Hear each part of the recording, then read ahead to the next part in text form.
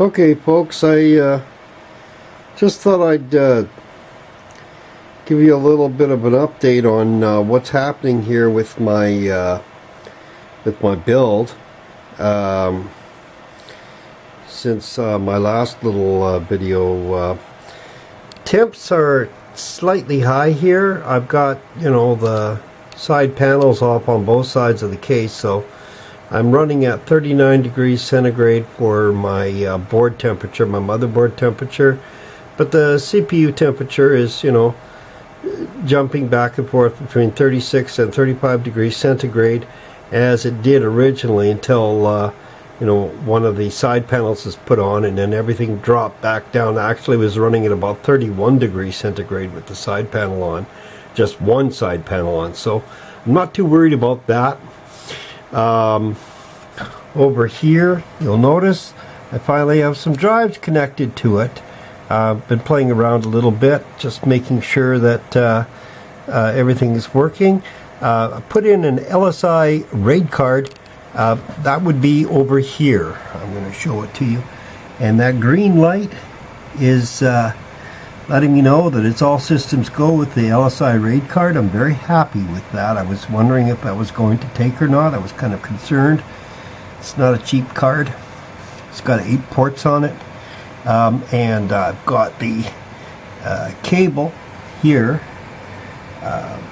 for SAS. It's disconnected because I have no SAS drives at this point, but when I'm ready to put SAS in it, all I have to do is take this cable and plug it in up over here to the LSI RAID card, which is connected right now for SATA purposes. I've got things switched over in the BIOS for RAID now. That's a good thing, because I'll definitely be using RAID. I'm hoping to get 2 kinds of RAID: onboard RAID with Intel, and RAID with LSI RAID 10. Now if I swing over here, see, I've got the front bezel off. The blue light that you see right here, this blue light, that is showing me that the RAID cage is working. That's where the LSI card is connected. And yeah, ambient temperatures here on my reading, you can see 77, 76. Okay, so I'm very happy to see that was just a little test. That little blue light there, you see, this blue light right by my finger, it's showing me that there's some activity going on between my LSI RAID card and my drive that's in there. It's just a test drive, just to make let me know that everything is working fine. The noisy little fans, I remember I showed you this little demonstration. That's this here. I've got 2 of these. The label came off this guy here, but they're definitely ASUS fans, because I'm an ASUS fanboy. So there, I've got ASUS fans, and that's probably going to be the extent of my ASUS fanboy activity from now on. Because I've learned the lesson of being a fanboy, and I'm definitely prepared to start using other products, like the power supply, the Corsair power supply, and Corsair Platinum Dominator RAM, the Noctua cooler.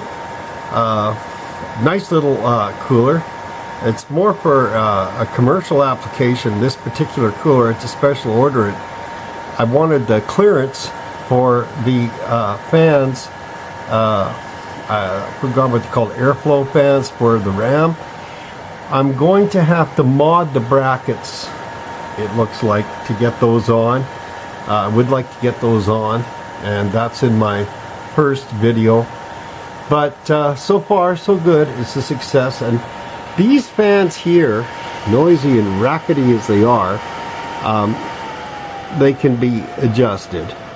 and they're only supplemental fans, just in case things get a little bit, you know, too hot for my liking. They're induction fans. You can see through the fans, so there's some airflow there for sure, just to bring some more air into the case when I want it. It's there. It doesn't have to be. I can turn it right. I can turn these right off if I want. I don't have to. You know, like I can turn them right down. I don't have to put up with that terrible sound. But I wanted it just as a safeguard, safe measure. I know I have a real spaghetti factory going on down here in the bottom. I intend to clean that up. In fact, that's going to be my next project in here, connecting all the SATA wires to my hot swappable bays here. There are 5 hot swappable bays, and if we look over here, we can see P3, 4, 5, 6, and 7. That's where they will be registering. So it's perfect because, you know, I have 5 bays and 5 spaces here. So, you know, and that's the beauty of this particular motherboard is it has the capacity to take all that SATA. In addition to, you know, where I want to put my RAID running from LSI, I want to run RAID 10 configuration in SSDs for now, because I can. But anyway, that's besides the point. You know, I like to have the redundancy, but at the same time, I also want to have the speed. So with RAID 10, you get both. And, you know, and it'll only be 240 gigabytes, but that's all I'm going to need really for operating purposes. Storage, I imagine I'm going to have a bunch of, you know, terabyte drives, you know, in here. The bottom is going to be my, actually took a crack from one of my girls here, but I glued it real tight with some good glue, and I think I'm okay. Anyway, it's a minor detail, but I could probably, you know, order another one from Thermaltake to replace that. But that's going to be my auxiliary swap drive for basically, you know, checking drives, data recovery, that sort of thing. You know, my main storage drives will be, you know, up here on the top. You know, I imagine one of them will have an operating system on. I don't know exactly, you know, where I'm going to go with that, because I also have the other RAID cage, which I don't have a drive in right now. This is also an additional RAID cage. That's going to be for my secondary RAID, and that will be my little fun unit there. I'm going to probably use it for you know, gaming and stuff. You know, it's going to be you know, that's going to be RAID 0. So there it is for now. I've got my things operative now. See my DVD ROMs going here, just in the event. Oh, this one looks like it needs some power. Oh, okay. It's thinking about life. It hasn't been used so much that it doesn't look like it wants to function. I'll have to look into that a little bit. Interesting. Okay, the case has been sitting dormant for a couple of years, you know,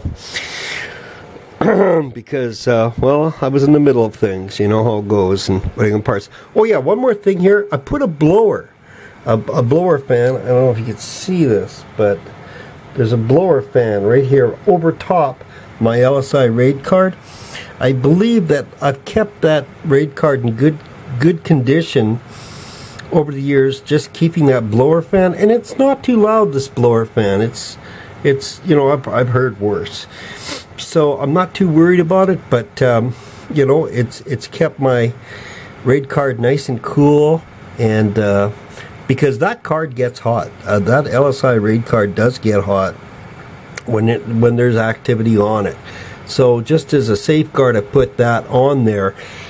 And considering the fact that, you know, right in here, it's not that visible, I apologize for my poor photography skills. There is a PCIe Express slot, but I mean, who uses a PCI Express slot way up there? You know, like, I mean, you know, accessibility isn't the best, and you know, it's right under the fan, and you know, I thought, well, no, we'll keep the fans with the fans. And I still have, you know, my times 16 slots, you know, here and here and here. So, and this little graphics card is just, you know, for the purposes of posting. I use it for posting and testing. It's the old ATI 5450 card. You know, a good little all-purpose card, you know, just for getting things set up and you know, making sure everything's posting okay and all that. And later I'll be putting in a better graphics card after, you know, all is said and done and, you know, everything checks. But, you know, I've got nice Q code A9, so, you know, everything's looking good. And I'm getting a little excited about this build because, you know, it's all kind of working successfully, except for that thing that I just noticed. That DVD-ROM. I'll have to have a look at that and see what the deal is with that. I've never seen that thing stick like that before. But minor detail, I have another ROM in the storeroom to put in there. There's a problem with that. But you see, that was an Asus, and it failed me. So, you know, that's what I get for being an Asus fanboy. Okay, so there it is. That's the long and the short of it, I guess. Well, I guess I could turn off the lights and have a look and see what it looks like at night.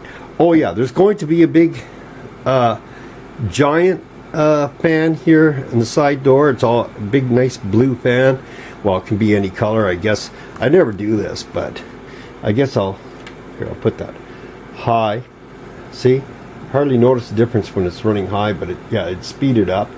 I never play around with this thing. All these different colors it's supposed to give me, and you know, this goofy Christmas tree stuff. I don't go for. I like the blue. I like blue, you know. So it's nice to have your options, I guess. But you know, I just like the steady blue. I'm happy with that. I can turn the whole thing right off if I want, but yeah, I don't like it too glitzy. I don't like that discotheque effect, but I will turn the lights off, I guess. Well, there's a lot of lights to turn off. Maybe I'll show it to you when I have more done with the lights off, how it looks. But that's my progress report for the time being, and I'll let you all know how it goes, especially with the RAM fans. I don't know if they'll really help or not, you know. I just want to get a little bit extra cooling if I can on it, and yeah. You know, I mean, I paid for them, so I'd like to use them. The one thing that bothers me is this cable straight across here, right across the Southbridge heatsink here. It was the only way I could really put the card in. I tried various configurations, and you know, I wanted to keep the cable straight. I didn't want to stress the cable too much, considering, you know, I've got 4 SATA wires running through here as well. And I thought, no, you know, I'm going to sacrifice the aesthetics and run that straight across in front of the Southbridge regardless, because I'd rather have that than you know, other problems. So it's coming along nicely. I'm very happy with the build so far, and I'll keep you posted. It's still kind of in its infancy stages. There's no operating system on it yet, and you know, I don't have my my 2 different raids running on it yet, but I hope that is what I will succeed in doing, and if not, well, I guess I'll just have to settle for one type of raid. But you know, I've got raid 0 and raid 1 on the wife, so I'd like to be able to get raid 10 and raid 0 on my own. So for what it's worth, there it is, and we'll be getting back to you again soon. Thanks for watching. God bless you.